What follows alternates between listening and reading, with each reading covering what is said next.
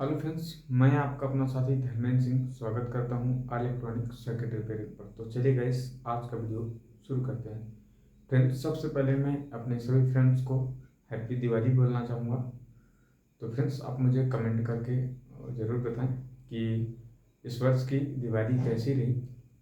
और फ्रेंड्स, आज की वीडियो में हम जानेंगे जो सिंगल फेस समर्सिबल मोटर होता है, उसके अंदर जो उसको चलाने के लिए जो स्टार्टर लगा रहता है, स्टार्टर में कितने स्पेयर पार्ट्स होते हैं और उन स्पेयर पार्ट्स का काम क्या होता है। तो आज की वीडियो में फ्रेंड्स यही हम जानेंगे। तो चलिए वीडियो को शुरू करते हैं। और मैं आपको बताता हूँ कि हमारा जो सिंगल फेस समर्सिबल स्टार्टर होता है, उस स्टार्टर में कितने स्पेयर पार्ट्स होते हैं और उन स्पेयर पार्ट्स का काम क्या होता है। तो वीडियो को स्टार्ट करते हैं।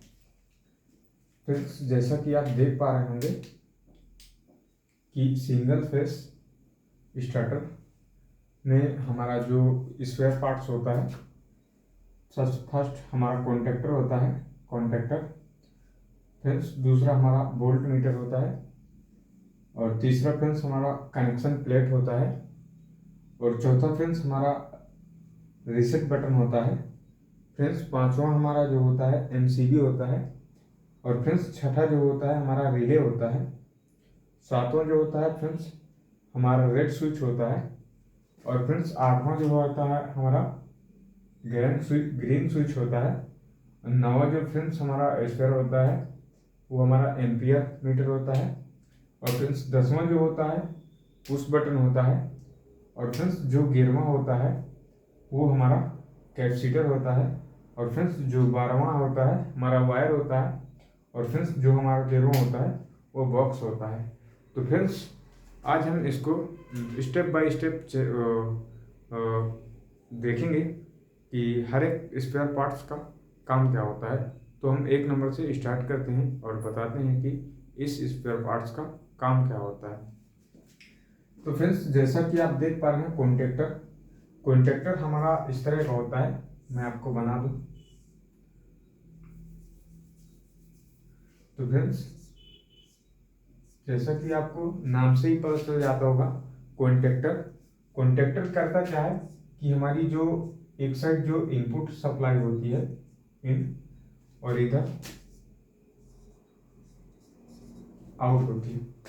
तो फ्रेंड्स, कॉन्टैक्टर का काम क्या होता है, कॉन्टैक्टर कॉन्टैक्टर में ऐसे जो दो पत्तियां लगी रहती हैं। फ्रेंड्स, जब ये पत्तियां आपस में स्पार्क करती हैं, टच करती हैं, तब हमारा आउटपुट जाता है।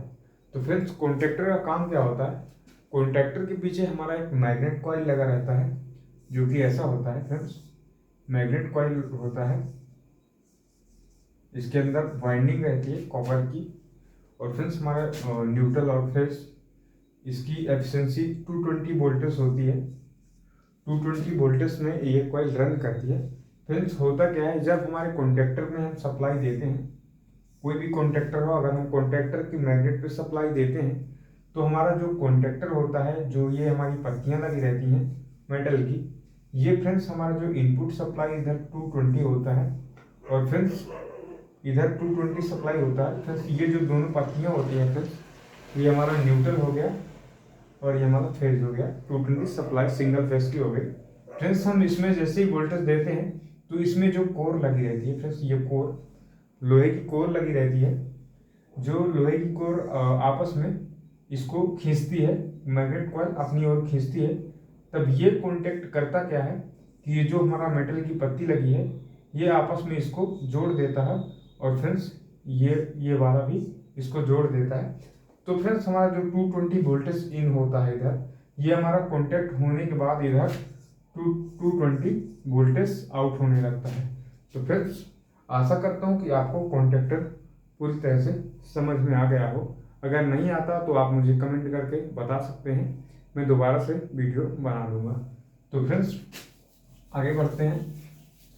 इसको फ्रेंड्स मैं मिटाता हूँ। इसके लिए मुझे फ्रेंड्स स्प्रे की ज़रूरत पड़ती है, जो कि एक थिनर स्प्रे है। तो मैं अभी इसको डालूंगा और इसको मिटाऊंगा। ये देखिए फ्रेंड्स, तो यह ज़्यादा मिड नहीं रहा, लेकिन अच्छा है, कोई दिक्कत नहीं। तो फ्रेंड्स हमारा दूसरा जो होता है वोल्ट मीटर।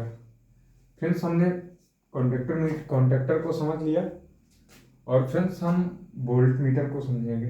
फ्रेंड्स हमारा जो स्टार्टर पैनल होता है उसमें हमारा एक वोल्ट मीटर होता है फ्रेंड्स, और इधर एक हमारा एक सुई की तरह होता है, और फ्रेंड्स इधर हमारा रीडिंग लिखी रहती है इधर। फ्रेंड्स हमारा वोल्ट मीटर 300 वोल्ट का भी हो सकता है और 500 वोल्ट का भी हो सकता है। फ्रेंड्स जैसा कि मैं बता दूं, हमने सिंगल फेस की बात की है। सिंगल फेस मतलब 220 वोल्ट होता है, सिंगल फेस 220 वोल्ट होता है। तो फ्रेंड्स हमारा जो है जहाँ 220 वोल्ट होता है तो हम वहाँ यूज़ करते हैं सिंगल फेस का वोल्ट मीटर, जो कि हमारा 300 वोल्ट का होगा। तो फ्रेंड्स होता क्या है, जब हमारा स्टार्टर पैनल होता है, स्टार्टर पैनल में जब हम मोटर को रन करते हैं, स्टार्टर को ऑन करते हैं, उस केस में करना क्या होता है कि हमें पहले चेक करना होता है कि हमारा वोल्टेज कितना है। और फ्रेंड्स जब हम कहीं दूर से वायर लेके आते हैं अपने स्टार्टर पैनल को समर्सिबल चलाने के लिए, तो ये इंडिकेट करता है कि हमारे पास कितना वोल्टेज यहाँ आ रहा है। तो फ्रेंड्स ये हमारा वोल्टेज को मापने के लिए काम आता है। तो फ्रेंड्स आशा करता हूँ कि आपको वोल्ट मीटर के बारे में समझ में आ गया होगा। तो फ्रेंड्स आगे बढ़ते हैं अभी। फ्रेंड्स तीसरा होता है हमारा कनेक्शन प्लेट। फ्रेंड्स हमारा कनेक्शन प्लेट जो स्टार्टर पैनल में लगा रहता है, फ्रेंड्स हमारा स्टार्टर पैनल में जो कनेक्शन प्लेट ऐसा होता है फ्रेंड्स, इसमें हमारे 5 पॉइंट रहते हैं।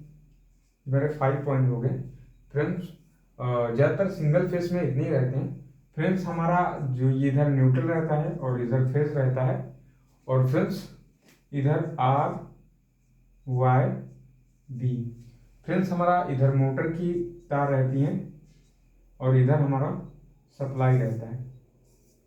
तो फ्रेंड्स आर वाई बी हमारी समर्सिबल मोटर की वायर हो गई, और ये हमारा न्यूट्रल फेस हमारा मेन सप्लाई हो गया। तो फ्रेंड्स इसका काम क्या होता है, जो हमारा कॉन्टेक्ट करने का काम करता है कनेक्शन प्लेट, इसी से हम मोटर के भी कनेक्शन करते हैं। क्योंकि आप जैसे कि आप बोलने से ही समझ पाते हैं कनेक्शन प्लेट, तो ये हमारा कनेक्शन करने का काम आता है, ताकि वायर हमारा इधर उधर बिखरे ना और हमारा स्टार्टर सेफ और अच्छा रहे। तो फ्रेंड्स आई होप कि ये भी तुम्हें समझ में आ गया होगा कनेक्शन प्लेट। तो फ्रेंड्स अब आगे बढ़ते हैं। तो फ्रेंड्स हमारा जो चौथा है रीसेट बटन। फ्रेंड्स ये हमारा रीसेट बटन क्या होता है, ये हमारा सर्किट ब्रेकर होता है फ्रेंड्स, ओवरलोड सर्किट ब्रेकर। तो फ्रेंड्स इसके बारे में थोड़ा सा जान लेते हैं। ये हमारा फ्रेंड्स ऐसे होता है, मैं आपको दिखा दूं, बता दूं। ये हमारा एक पिन होता है इसमें, और फ्रेंड्स ये इधर से हमारा एक 2 वायर होते हैं, जो कि हमारा हमेशा जो प्रेशर होता है ये हमेशा सीरीज में लगता है, ताकि हाँ कुछ भी फॉल्ट होने पर ये ब्रेक कर सके। तो फ्रेंड्स करता क्या है फ्रेंड्स, इसमें एक ऐसे पॉइंट लगे रहते हैं फ्रेंड्स। तो फ्रेंड्स ऐसे पॉइंट रहते हैं, और फ्रेंड्स ऐसे, तो मैं इसे समझा देता हूँ आपको। और इधर से हमारा ये हमेशा सीरीज में रहता है। करता क्या फ्रेंड्स, ये एक रिले की तरह काम करता है, ओवरलोड रिले की तरह काम करता है फ्रेंड्स। लेकिन रिले का फंक्शन और इसका फंक्शन थोड़ा सा अलग होता है फ्रेंड्स। ये करता क्या है फ्रेंड्स, जब भी हमारा समरसिबल किसी कारणवश उसका रोटर जाम हो जाता है, या फिर समरसिबल में कुछ भी जंग कचरा फंस जाने के बाद मोटर रन नहीं करती, उस केस में हमारा जो एम्पियर होता है वो बहुत हाई हो जाता है, और मोटर न चलने से हमारा बहुत ज़्यादा एम्पियर लेने के बाद इसको सर्किट ब्रेक कर देता है, और इधर से इधर का कनेक्शन काट देता है फ्रेंड्स। नॉर्मल में तो ये हमेशा कनेक्ट रहता है, लेकिन हमारा हाई एम्पियर या फिर कुछ शॉर्ट सर्किट होने पर ये इसको ब्रेक कर देता है, और फ्रेंड्स हमारा स्टार्टर पूरी तरह से ऑफ हो जाता है, जिससे हमारा नुकसान होने से बच जाता है। तो फ्रेंड्स यही काम होता है रीसेट का। तो फ्रेंड्स आशा करता हूँ कि आपको रीसेट के बारे में पूरी तरह से समझ में आ गया होगा। तो फ्रेंड्स बढ़ते हैं आगे की ओर। फ्रेंड्स हमारा 1 2 3 4 हमने 4 समझा स्क्वायर को, अब हमारा होगा 5। तो friends M C B. Friends MCB आप जानते हैं, एमसीबी हमारा स्टार्टर के अलावा हमारे घरों में भी लगती है और फ्रेंड्स इसका काम कई जगह होता है। तो फ्रेंड्स एमसीबी हमारे एक सर्किट सर्किट के लिए बहुत इम्पोर्टेंट स्पेयर है, इसको लगाना बहुत इम्पोर्टेंट है। मैं तो यही कोशिश करता हूँ कि कोई भी स्टार्टर पैनल आप बनाते हैं तो एमसीबी का उपयोग जरूर करें। तो फ्रेंड्स एमसीबी के बारे में अभी जान लेते हैं। फ्रेंड्स एमसीबी भी एक रीसेट बटन की तरह काम करती है फ्रेंड्स, लेकिन इसका एक एम्पियर होता है, सेम रीसेट बटन की तरह ही काम करती है फ्रेंड्स। ये भी हमेशा हमारी सीरीज में लगती है एमसीबी मैं बना दूंगा अभी फ्रेंड्स, सॉरी जिस तरह बना लेना अपना एमसीबी। फ्रेंड्स एमसीबी एक बटन की तरह करती है, लेकिन रीसेट एक बटन नहीं है फ्रेंड्स, वो भी एक स्विच है, बट उस स्विच का और इस स्विच का हम इस एमसीबी को ऑन ऑफ अपनी मर्जी से कर सकते हैं। लेकिन जो हमारा रीसेट बटन होता है, auto circuit breaker reset button, उसको हम ऑन ऑफ नहीं कर सकते, लेकिन हम एमसीबी को अपने अकॉर्डिंग कभी भी ऑन ऑफ कर सकते हैं। लेकिन रीसेट को हम कभी भी ऑन ऑफ नहीं कर सकते, वो जब ओवरलोड होने के होगा तभी वो ऑफ होगा। तो फ्रेंड्स रीसेट बटन और एमसीबी में यही अंतर है। तो एमसीबी काम क्या होता है फ्रेंड्स, एम्पियर इसमें भी वही होता है।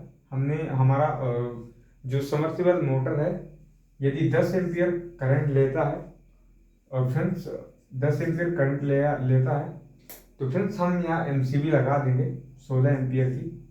तो फ्रेंड्स किसी कारणवश अगर हमारा जो मोटर है किसी कारणवश जल जाता है, शॉर्ट हो जाता है, या फिर उसकी बेयरिंग बुश किसी कारणवश खराब हो जाती है, उसका रोटर नहीं ऑन होता, उस केस में क्या होता है फ्रेंड्स, इधर एम्पियर हाई हो जाते हैं फ्रेंड्स। जैसे 16 एम्पियर के पार होते हैं हमारा जो करंट होता है, एम्पियर होता है 16 एम्पियर के जैसे ही पार होता है, तो फ्रेंड्स उस केस में क्या होता है, ये एमसीबी ऑटो ब्रेक होता है। और एमसीबी का मतलब होता है ये सर्किट ब्रेकर इसे बोलते हैं एमसीबी को। तो फ्रेंड्स एमसीबी का काम भी वही होता है, लेकिन एमसीबी को हम अपने हिसाब से कभी भी ऑन ऑफ कर सकते हैं, लेकिन हम ऑटो रीसेट को ऑन ऑफ नहीं कर सकते, वो जब प्रॉब्लम होती है तभी हो सकता है। तो फ्रेंड्स आई होप कि आपको एमसीबी के बारे में भी समझ में आ गया होगा। फ्रेंड्स हमारा जो छठा है रिले। फ्रेंड्स हमारा रिले बहुत इंपॉर्टेंट है, स्टार्टर में रिले लगाना बहुत अनिवार्य है। रिले का काम क्या होता है फ्रेंड्स, ये भी हमारा रीसेट की तरह ही काम करता है, लेकिन इसका फंक्शन थोड़ा सा अलग है फ्रेंड्स। तो फ्रेंड्स रिले ऐसी होती है फ्रेंड्स, हमारा सिंगल फेस में रिले भी होती है और 3 फेस भी रिले होती है। तो फ्रेंड्स रिले करता क्या है फ्रेंड्स, इसमें भी हमें एम्पियर सेट करना होता है। मैं आपको रिले बता दूं, रिले इसमें हमारा एक पॉइंट होता है और फ्रेंड्स इधर हमारे 1 2 3 4 5 6 ऐसे हमारे कोड पड़े रहते हैं फ्रेंड्स। और इस कोड को हमें अपने मोटर के हिसाब से, जो भी हो हमारा मोटर के अकॉर्डिंग, जो भी हमारा मोटर करंट लेता होगा, उससे मोटर से जो करंट लेता है उसके मैक्सिमम 2 एम्पियर ज़्यादा ही हमको उसको सेट करना होता है। तभी यदि अगर हम मोटर को स्टार्टर को ऑन करते हैं, तो सबको पता है फ्रेंड्स, हमारा जब मोटर ऑन होता है उस टाइम ऑन होते टाइम हमारा जो एम्पियर होता है, एम्पियर थोड़ा सा ज़्यादा लेता है। तो फ्रेंड्स कभी भी रिले को अगर आप सेट करते हैं, तो फ्रेंड्स जितना मोटर एम्पियर करंट लेती है उससे 2 एम्पियर ज़्यादा ही सेट करें, ताकि मोटर को हम चालू करते समय हमारा जो रिले है वो ट्रिप ना करे। तो फ्रेंड्स रिले का काम भी ये होता है, जैसे ही मोटर को ज़्यादा करंट लेती है मोटर, या फिर किसी कारण पर शॉर्ट हो जाती है, जल जाती है, तो फ्रेंड्स उस कारण में ये उस केस में ये फ्रेंड्स ये ट्रिप कर जाता है। तो फ्रेंड्स आपको आशा करता हूँ कि आपको रिले भी समझ में आ गया होगा। और फ्रेंड्स हमेशा हमारा यहाँ ओवरलोड रिले काम करता है। तो फ्रेंड्स अब हमारा है 7वां रेड स्विच। फ्रेंड्स हमारा जो रेड स्विच होता है, सबको पता है हमारा जो सिंगल फेस स्टार्टर होता है उसमें जो हमारा रेड स्विच होता है वो फ्रेंड्स हमारा ऑफ करने के लिए होता है। और फ्रेंड्स जो ग्रीन स्विच होता है वो हमेशा ऑन करने के लिए होता है। तो फ्रेंड्स रेड स्विच मतलब एनसी, एनसी। तो फ्रेंड्स एनसी मतलब नॉर्मल कनेक्ट बटन। तो फ्रेंड्स हमारा स्विच ऐसा होता है, दिखा दूं आपको। तो फ्रेंड्स स्विच हमारा ऐसा होता है, जो हमारा एनसी जैसे नाम से ही पता चल रहा है नॉर्मल कनेक्ट। तो फ्रेंड्स जो इसके पॉइंट हैं ये आपस में कनेक्ट रहते हैं हमेशा। फ्रेंड्स जब हम रेड बटन को पुश करते हैं तो इसका कॉन्टैक्ट यहाँ से ब्रेक हो जाता है, और जैसे इसको रिलीज कर देते हैं तो फ्रेंड्स इसका जो कॉन्टैक्ट है वो आपस में फिर से बन जाता है। तो फ्रेंड्स हमारा रेड बटन का वर्क यही होता है, जिसे हम एनसी बटन बोलते हैं, नॉर्मल कनेक्ट बटन भी बोल सकते हैं। तो फ्रेंड्स आशा करता हूँ कि आपको ये रेड बटन समझ में आ गया होगा। तो फ्रेंड्स बढ़ते हैं आगे और हमारा friends green button. Green button मतलब फ्रेंड्स एनो बटन, इसे हम नॉर्मल ओपन बटन भी बोलते हैं फ्रेंड्स। तो green button normal open button friends ये कैसा होता है फ्रेंड्स, ये भी स्विच होता है फ्रेंड्स, स्विच होता है। और फ्रेंड्स इसके जो पॉइंट है, इसके जो पॉइंट है, जब बटन हमारी जो आईसी रहती है हम उसको पुश नहीं करते फ्रेंड्स, तो ये हमारा नॉर्मल ओपन रहता है फ्रेंड्स, ओपन रहता है। मतलब ये पॉइंट साधारण में जैसे इसको छोड़ ऐसे ही रखी रहती है फ्रेंड्स, तो उस केस में ये ओपन रहते हैं। और फ्रेंड्स जब इसको हम प्रेस करते हैं उस केस में ये कॉन्टैक्ट बना देती है। तो फ्रेंड्स नॉर्मल ओपन बटन, जैसे कि आपको नाम से ही पता चल रहा है, ये कॉन्टैक्ट हमारे ओपन है, एक दूसरे से शॉर्ट नहीं है। तो फ्रेंड्स जैसे हम इसको प्रेस करते हैं तब ये शॉर्ट होता है और हमारा स्टार्टर ऑन होता है। तो फ्रेंड्स आशा करता हूँ कि आपको ग्रीन बटन के बारे में भी समझ आ गया होगा। तो फ्रेंड्स इसके बाद हम हमारा 9 नंबर का वो है एम्पियर मीटर। तो फ्रेंड्स एम्पियर मीटर हमारे स्टार्टर पैनल में वोल्ट मीटर की तरह ही होता है फ्रेंड्स, लेकिन इसका वर्क कुछ अलग होता है फ्रेंड्स। जो हमारा वोल्ट मीटर होता है वो हमारे सप्लाई के वोल्टेज को नापता है, और फ्रेंड्स जो हमारा एम्पियर मीटर होता है वो हमारा करंट को मापता है, एम्पियर को फ्रेंड्स।